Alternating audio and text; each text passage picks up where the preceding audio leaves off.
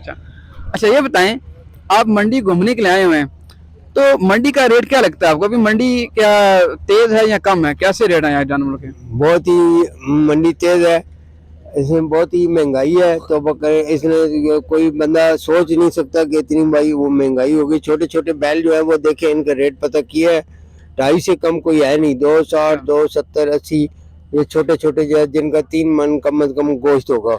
तो क्या लगता है आपको मंडी कब तक जो है वो कम हो जाएगी?